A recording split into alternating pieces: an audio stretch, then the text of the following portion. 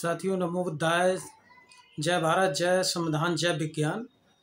आज जो हम जिस महापुरुष की विचारधारा, संघर्ष, इतिहास बताने जा रहे हैं, उस महापुरुष का नाम था संतराम बीए, जो प्रजापति यानी कुम्हार समाज के थे, जिनको जात पात तोड़क मंडल के संस्थापक भी कहा जाता है और संस्थापक थे।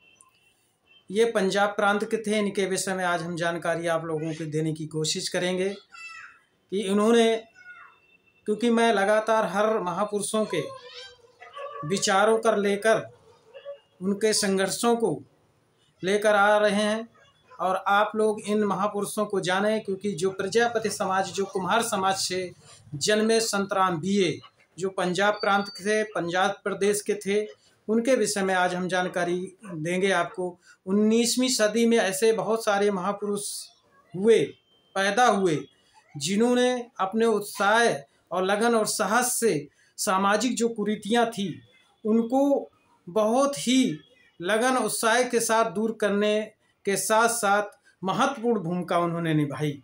जो समाज में कुरीतियाँ थी उनमें से एक जो संतराम बीए थे, इनकी भी बहुत बड़ी भूमिका रही। इनकी हालांकि एक विषय पर ज़्यादा भूमिका रही, जो उनका जात पात पर, क्योंकि उनका मानना था कि जात पात ही एक ऐसी व्यवस्था है जिससे सारे सामाजिक, राजनीतिक, आर्थिक जो भारत का विकास है वो रुका पड़ा है, उनका मानना था। तो उसी में उनका जो जन्म हुआ था 14 फरवरी 1887, 14 फरवरी 1887, यानी कि 14 फरवरी को उनका जन्म हुआ था। प्रांत जो था वो पंजाब था, पंजाब प्रदेश में पैदा हुए थे और उनके माता पिता पंजाब प्रांत के ही रहने वाले थे। उनके पिता का नाम था रामदास गोहिली तथा माता का नाम था मोहिनी देवी, और वो होशियारपुर जिला उनका पड़ता है। पुरानी बसी नामक एक गांव था छोटा सा, उसमें वो पैदा हुए और उन्होंने बीए की पढ़ाई लाहौर में की थी और उर्दू और फारसी दो चीज़ों से पढ़े थे और वो हिंदी नहीं जानते थे। उन्होंने लगातार बीए की पढ़ाई लाहौर में करने के बाद जब वो कई क्लासों में पढ़ते गए, हर जगह वो फर्स्ट डिवीज़न आते थे, उनको सम्मानित किया गया। यहाँ तक कि छात्रवृत्ति भी इसीलिए उनको दी जाती थी, क्योंकि उनका जो है पढ़ने का जो लगन थी, तो वो लगातार प्रभावशाली थे पढ़ने में और उत्सुक थे। उस वजह से उनको हर क्लास में फर्स्ट डिवीज़न आता था उनका, तो डिवीज़न की वजह से उनको छात्रवृत्ति भी मिलती थी। और वो पढ़ने में लगातार कोशिश थी उनकी कि मैं एक कवि बनूं, महान कवि बनूं, यानी कि वो फारसी में कवि बनना चाहते थे। लेकिन कहीं ना कहीं व्यक्ति को परिस्थितियों और हालात में कहीं दूसरा मोड़ लाकर खड़ा कर दिया जाता है और वो खड़ा हो जाता है उसकी नींव जहाँ उसने डाली थी, जिस लक्ष्य के लिए उसने सोचा था, तो वहाँ से कहीं ना कहीं कई हालात ला कर के दूसरी रास्ता पर लाकर खड़ा कर देते हैं। इसी तरीके से उनके साथ भी ऐसी ही घटनाएं घटी। आज जिस महापुरुष की चर्चा करते हुए हम अपने विचार रख रहे हैं, जो उनके साथ घटनाएं घटी या उनका जो संघर्ष रहा वो महान रहा इस देश के लिए, और इन महापुरुषों को शायद ही बहुत कम लोग इतिहासकारों ने जगह नहीं दी, इसीलिए लोग जान नहीं पा रहे ऐसे महापुरुषों को। मैं ढूंढ कर और लगातार लाने की ऐसे महापुरुषों की कोशिश कर रहा हूं, जिसके विषय में लोग आज नहीं जान पा रहे हैं, नहीं जानने की कोशिश भी नहीं कर रहे हैं, और जो कोशिश भी कर रहे हैं उनको उनकी इतिहास महापुरुषों की नहीं मिल पा रही। तो इनका जो सामाजिक जीवन रहा वो विद्यार्थी टाइम में, जब कक्षा 5 में उनका एडमिशन अम्बाला में हुआ, तो उस समय उनको जो एक प्रताड़ना मिली, जात पात की प्रताड़ना झेलनी पड़ी।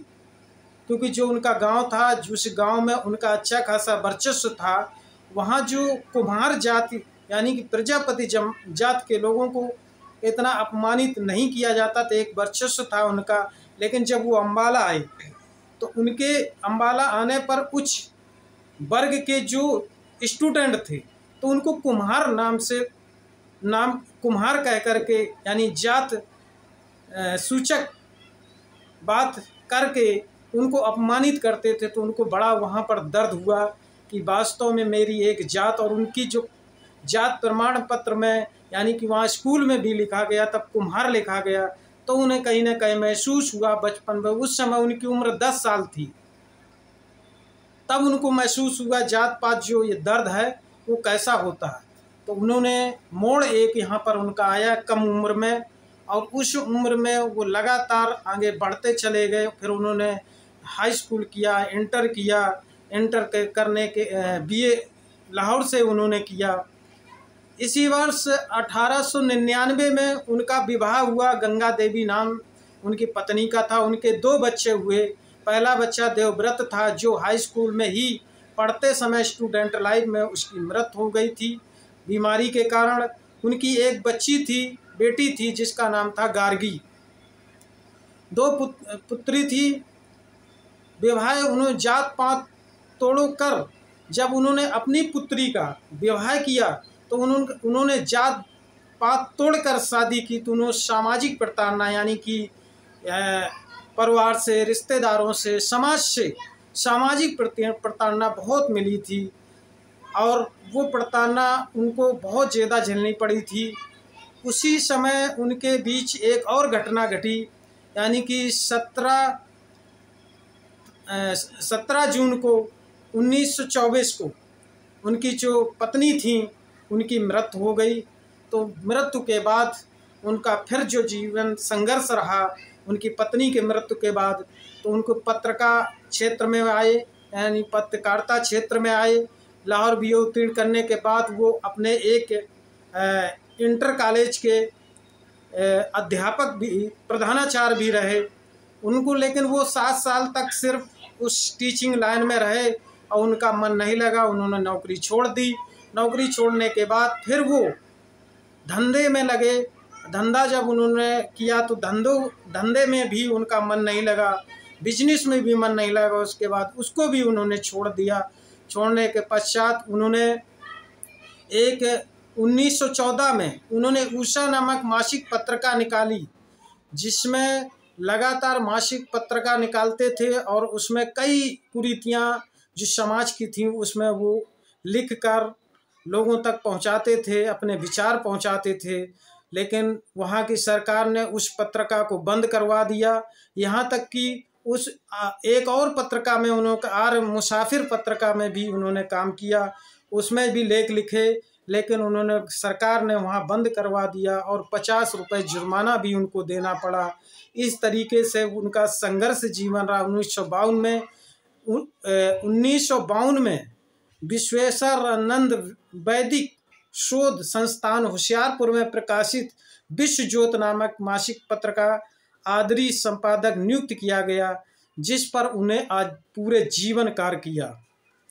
ये उनका जीवन का लगातार पत्रिका क्षेत्र में रहा और साहित्यिक जीवन उनका रहा, क्योंकि वो हिंदी जानते नहीं थे तो कहीं ना कहीं उनको दिक्कत आती थी कई चीज़ों में। तो उन्होंने सोचा कि अगर वास्तव में हमें कुछ और आगे अच्छा करना है तो फारसी के साथ साथ मुझे जो है हिंदी सीखना है। तो उन्होंने लगातार हिंदी सीखने का प्रयास किया और हिंदी उन्होंने सीखी, और यहाँ तक कि हिंदी सीखने के बाद वे हिंदी के इतने बड़े महान विद्वान बने कि उन्होंने 100 से भी ऊपर पुस्तकें लिखी, और पुस्तकें लिखने के बाद उनका कई बार सम्मान हुआ। पंजाब सरकार ने सम्मान किया, कई संस्थाओं ने सम्मान किया, कई जगह उन्होंने मंचों पर उनको सम्मान मिला, सामाजिक मंचों पर सम्मान मिला। इस तरीके से उन्होंने कई पुस्तकों का लेख भी किया है। इसके पश्चात उन्होंने लोक साहित्य यानी बाल साहित्य लिखा, लिखी पुस्तक, यात्रा लिखी, इतिहास जीवन लिखा, जीवनी लिखी, समाजशास्त्र लिखा, आध्यात्मिक कहानियाँ लिखी एवं पारिवारिक विषयों पर, अन्य विषयों पर 100 से भी अधिक उन्होंने पुस्तकें लिखी, जिसमें कि उनको लगातार सरकार के माध्यम से उनको कहीं 1200 रुपये, कहीं 600 रुपये पुरस्कृत किया गया, सम्मानित किया गया। बहुमूल्य जीवनोत्तम पुस्तकों की रचना भी की उन्होंने। राष्ट्रभाषा संबंधी कार्यों को देखकर उन्हें राष्ट्रभाषा प्रचार समिति वर्धी की ओर से महात्मा गांधी पुरस्कार भी मिला। ऐसे बहुत सारे उनको पुरस्कार मिले और उनको लगातार सम्मान मिलता रहा। ऐसे क्योंकि वो सबसे ज़्यादा अगर कहीं उन्हें कुरीति की समाज में समझ में आ रही थी तो वो कहीं ना कहीं जात पात की कुरीति समझ में आ रही थी। क्योंकि जब वो संत राम बीए कर रहे थे लाहौर से, अपनी यानी कि बीए की पढ़ाई जब लाहौर से कर रहे थे तो वहाँ भी उनको जात पात झेलनी पड़ी थी। यानी कि एक बचपन में झेलनी पड़ी, जो 10 साल की उम्र थी, कक्षा 4 में पढ़ते थे, और जब वो लाहौर में बीए करने गए तो वहाँ के उच्च वर्ग के लोग, जो मैस होता है खाना खाने के लिए, जब वो खाना खाने जाते थे तो उनको वहाँ अपमानित किया गया, उनको बाहर खाना मिलता था, बाहर खाना दिया जाता था। इसलिए वो कहीं ना कहीं यहाँ से बहुत प्रताड़ित थे जात पात से। तो उस पर उन्होंने बहुत सारी पुस्तकें भी लिखी और उनकी पुस्तकें पढ़ना भी चाहिए, आप लोगों को जानना चाहिए। ऐसे महापुरुषों को मैं निकाल कर लगातार आपके सामने ला रहा हूँ।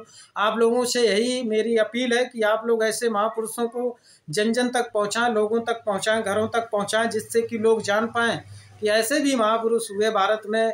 हर जात और हर समाज के लोग महापुरुष हुए, जिन्होंने अपनी सामाजिक परिवर्तन की जो कुरीतियाँ थी समाज की, सामाजिक परिवर्तन की लड़ाई लड़ी और आप लोगों के लिए लड़ी, हमारे लिए लड़ी। आज जो हमें सम्मान मिल पा रहा इन महापुरुषों की वजह से मिल रहा है। तो मैं फिर पुनः अपील करूंगा कि चैनल को आप सभी लोग सब्सक्राइब करें और शेयर करें। मैं उनका सामाजिक क्षेत्र कैसा रहा इस विषय पर थोड़ी चर्चा करते हुए अपने वीडियो को समाप्त करता हूँ। जो समाज में अनेक बुराइयां थीं, उनकी केवल जात पात पर भी उन्होंने विरुद्ध आवाज़ बुलंद की थी और उन्होंने लगातार इस पर कई पुस्तकें भी लिखी थी और इस पर जात पात तोड़ो आंदोलन उन्होंने चलाया था। और आंदोलन के साथ उन्होंने जात पात तोड़ो और कई कार्यक्रम कराए थे, जिसमें अध्यक्ष जो रहते थे जात पात तोड़ो के, तो उनके भाई थे जिनका नाम था परमानंद। उनके भाई थे परमानंद, उसके वे अध्यक्ष रहा करते थे। उसमें कई बड़े नेता, सामाजिक ऐतिहासिक लोग आया करते थे और बुलाया करते थे और कार्यक्रम कराया करते थे, जिसमें कि स्वामी सदानंद भी आए, महात्मा गांधी भी आए, डॉक्टर भीमराव अंबेडकर भी आए, सुभाष चंद्र बोस भी आए, मोतीलाल नेहरू भी आए, डॉक्टर रविंद्रनाथ ठाकुर भी आए। जैसे महान विद्वान, बहुत राजनीतिक और सामाजिक ऐतिहासिक महापुरुषों का आगमन हुआ उनके कार्यक्रमों में। और उनका एक ही उद्देश्य था, जात पात तोड़ो। जात पात तोड़ो मासिक पत्रिका उर्दू में, तथा कुछ समय पश्चात उसका नाम बदलकर क्रांति रखा था उन्होंने। इस पत्रिका को लगातार वो निकालते रहे और उसके प्रधान संपादक संत राम बीए ही थे। उन्होंने इस पत्रिका का उजागर किया, पुस्तकें लिखी और लास्ट समय उनका जो उनकी उम्र रही 101 वर्ष उनका जीवन काल रहा, यानी कि 101 साल बाद उनकी मृत्यु हुई। जो उनकी मृत्यु है ये 31 मई 1988 को, यानी कि 101 वर्ष अवस्था में उनकी ऐतिहासिक महापुरुष का दुखद मृत्यु हुई। और वो जो उनकी जो मृत्यु हुई थी तो उनकी जो पुत्री थी गर्गी चड्ढा, उनके निवास पर, उनका निवास स्थान था नवजीवन कॉलोनी नई दिल्ली में, जो उनकी पुत्री थी वहीं पे उनकी मृत्यु हुई थी। तो मैं आप लोगों से फिर अपील करते हुए अपनी बात को रखता हूँ कि मैं लगातार अपने महापुरुषों की, बहुजनों महापुरुषों की जो इतिहास को, जो उनका संघर्ष रहा जीवन काल का, उसको लाकर आपके सामने खड़ा कर रहा हूँ, दे रहा हूँ। और पूरा समय ना दे पाने के कारण आप इन महापुरुषों की पुस्तकों को पढ़ें, और ना पढ़ें तो कम से कम इन वीडियो के हमारे लोगों तक पहुँचाएं, जो जान सकें कि वो प्रजापति समाज के थे, कुमार समाज के थे, उन्होंने क्या जीवन संघर्ष रहा, कैसे उनकी जीवन में बदलाव हुआ और सामाजिक कुरीतियों में जो फंसे हुए अपने लोग हैं उनको कैसे निकालने का काम किया। इसी के साथ अपनी बात को विराम देते हुए नमो बुद्धाय, जय संतराम बीए, जय भारत, जय संविधान, जय विज्ञान।